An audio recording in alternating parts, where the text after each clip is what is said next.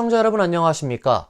한 주간의 한인사회 주요 소식을 정리해드리는 KBN 뉴스 주간 브리핑입니다. 첫 소식입니다. 지난 7월 말 정신건강 문제로 병원을 가기 위해 911에 구급차를 요청했다 출동한 경찰의 총격에 의해 사망한 빅토리아 이 사건이 사건 발생 4개월째 진전이 없는 상태입니다. 포트리타운은 총격 경관에 대한 어떤 징계도 내리지 않고 있으며 주 검찰의 조사도 침묵하고 있습니다. 지난 수요일 한인들은 포트리타운홀 앞에서 규탄 집회를 개최했습니다. 보도에 김태희 기자입니다. 뉴욕 한인의 인권위원회가 주최하는 빅토리아의 사건 해결을 촉구하는 시위가 개최됐습니다.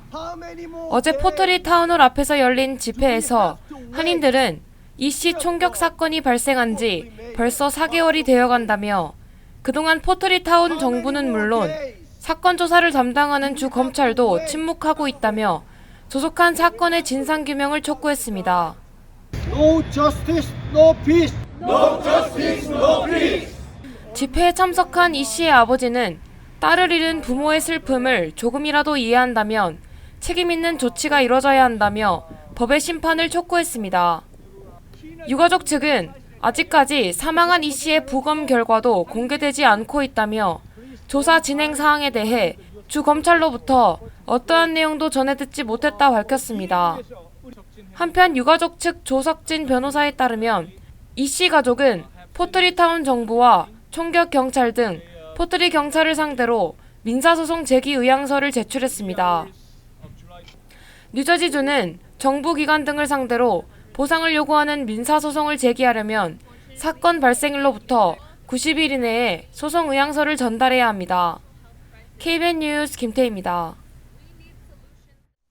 생후 3개월 된 아들을 살해했다는 혐의로 지난 2022년 5월부터 2년 6개월째 수감 중인 뉴저지 한인 여성 그레이스 유 씨가 검찰과 플리바겐에 합의했습니다. 지난 20일 뉴저지 버겐 카운티 법원에서 열린 그레이스 유 씨 관련 심리에서 버겐 카운티 검찰과 유 씨는 2급 과실치사 혐의에 대해 유죄를 인정하는 대신 형량을 감형받는 플리바겐을 결정한 것으로 알려졌습니다. 합의에 따라 검찰은 관련 혐의의 최대 소형량인 5년 징역을 구형했으며 유 씨에 대한 재판부의 최종 선고는 내년 3월 25일로 잡혔습니다. 2급 과실치사의 경우 정해진 형량의 85%를 채우면 가석방이 가능합니다.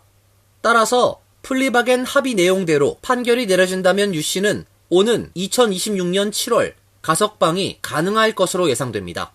이날 법원 심리 참석자에 따르면 엄마가 절실한 어린 두 자녀 등 가족들을 생각할 때 유 씨가 하루라도 빨리 출소해 집으로 돌아가는 것이 불가피하다고 생각해 플리바겐을 하기로 결정한 것으로 안다며 최종 선고가 내려지기 전에 형량을 줄여달라는 탄원서를 보낼 예정으로 알려졌습니다.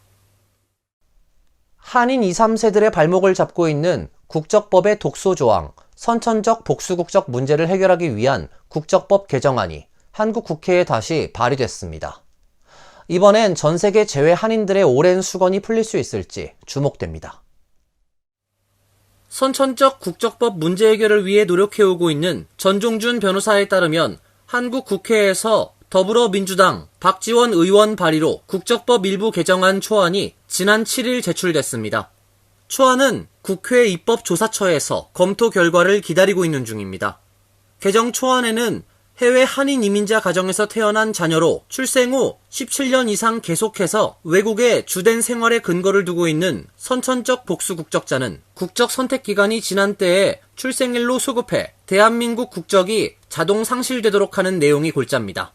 다만 원정 출산이나 병역 기피자는 이 규정에서 제외되도록 했습니다.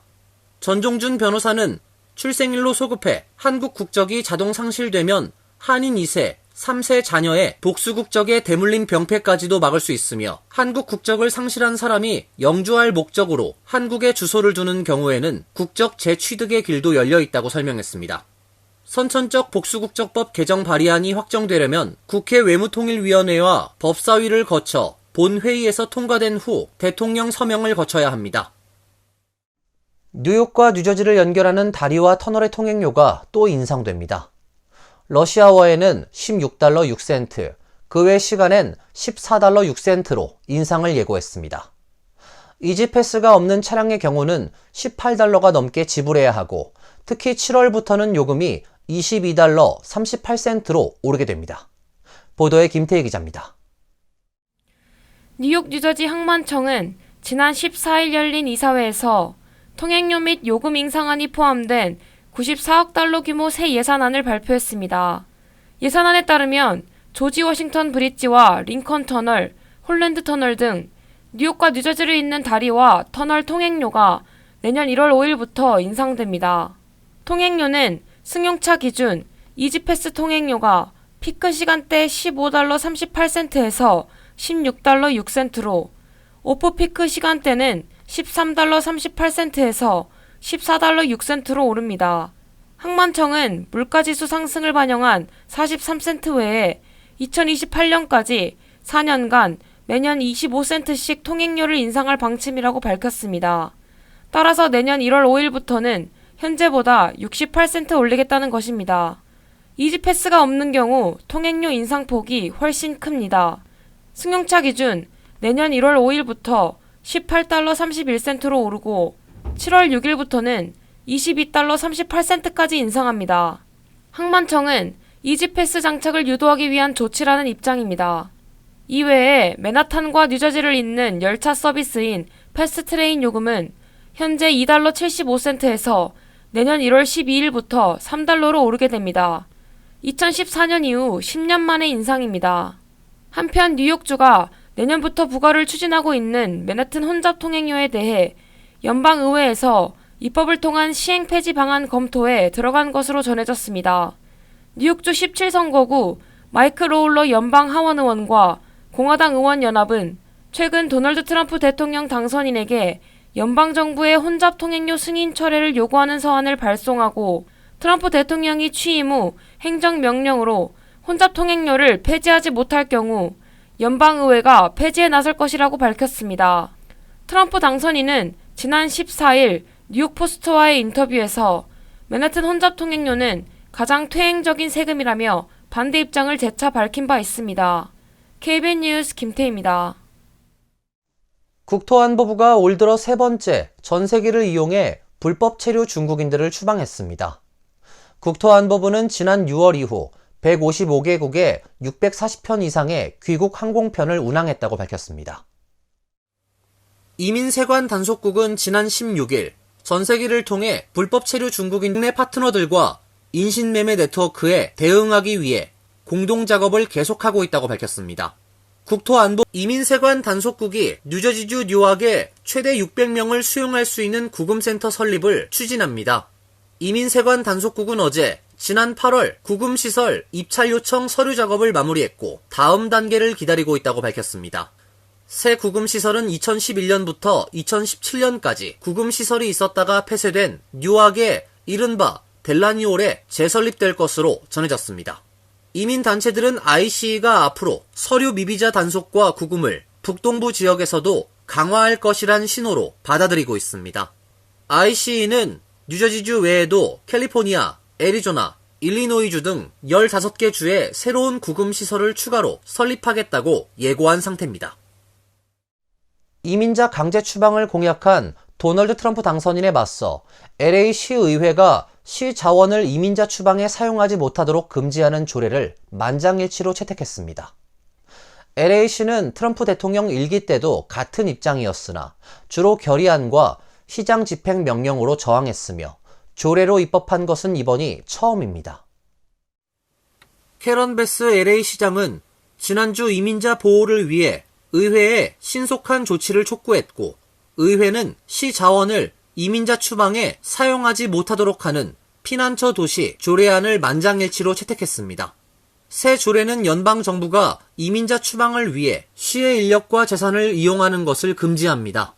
시 직원이 시민권 여부 또는 이민자인지를 묻는 것도 금지합니다.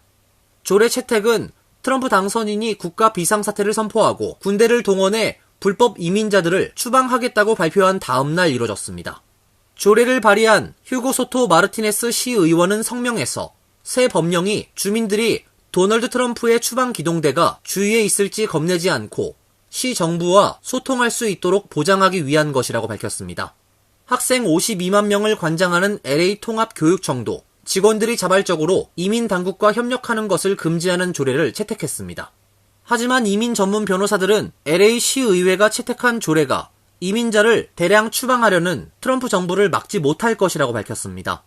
시 조례는 트럼프 행보에 약간의 불편함을 줄 수 있을 뿐이라는 평가입니다. 도널드 트럼프 당선인을 기소한 성추문 입막음 사건의 담당 검찰이 재판을 중단하고 형량 선고를 연기하는 데 동의한다는 의견을 재판부에 제출했습니다. 엘빈 브래그 검사장이 이끄는 맨해튼 지방검찰청 소속 검사들은 재판 중단에 동의한다는 내용이 담긴 의견서를 1심 재판부인 뉴욕 형사법원의 후안 머천 판사에게 제출했습니다.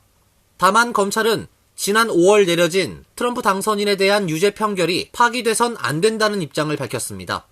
트럼프 전 대통령은 2016년 미국 대선을 앞두고 같은 해 5월 성인 배우 스토미 데니얼스와의 성추문을 덮기 위해 개인 변호사였던 마이클 코언을 통해 13만 달러를 지불한 후 회사 장부에 허위로 기재한 혐의를 받고 있습니다. 배심원단은 지난 5월 34개 혐의 모두에 대해 만장일치 유죄 판결했고 법원의 형량 결정만이 남겨져 있습니다. 하지만 지난 7월 미국 연방대법원이 대통령이 재임 중 국정 운영을 위해 한 행동은 처벌할 수 없다는 취지로 판단하면서 상황이 달라졌습니다. 트럼프 당선인 측은 해당 판결을 이유로 유죄 판결이 기각돼야 한다고 요청했습니다. 머천 판사는 아직 검찰 의견에 따른 결정을 내리지 않았습니다. 백악관 공보국장에 내정된 스티브 청 대선 캠프 대변인은 이날 성명에서 검찰 입장에 대해 이는 트럼프 대통령 당선인과 그를 압도적으로 선출한 미국 국민의 완전하고 결정적인 승리라고 밝혔습니다. 시민참여센터가 무료 법률 세미나를 개최했습니다. 뉴욕과 뉴저지에서 번갈아 가며 법률 세미나를 개최하고 있는데요. 이번엔 자동차 보험을 주제로 강의하고 개별 상담도 진행됐습니다. 시민참여센터는 어제 뉴저지 한인회관에서 자동차 보험 선택 및 기본 상해사고 법률 지식을 주제로 세미나를 가졌습니다.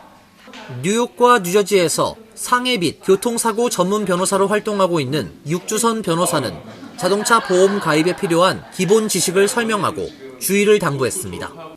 먼저 지나치게 낮은 계약 조건은 피해야 합니다. 법률로 정해진 최소한의 보장만 제공하는 베이직 보험은 일반적인 사고 상해의 경우 15,000불을 보상 한도로 하고 있어 사고 시 오히려 낭패를 볼 수 있습니다. 일반적으로 많이 가입하는 표준 보험의 경우도 보상 한도는 물론 상대가 무보험 또는 보험 한도가 낮은 경우에도 보상을 받을 수 있는지 꼭 확인을 당부했습니다. 마지막으로 사고가 나면 자신 또는 상대방 보험사 그리고 경찰까지 상대해야 해 반드시 변호사와 상담할 것을 당부했습니다. 변호사를 사시고 치료 제대로 받고 사시면은 변호사 사시면은 이제 제대로 된 보상이 있는데 그렇기 때문에도 변호사를 사시는 게 먼저입니다.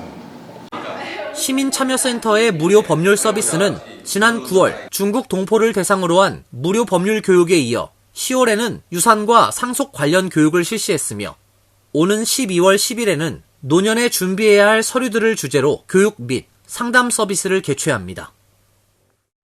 이상으로 KBN 뉴스 주간 브리핑을 마칩니다.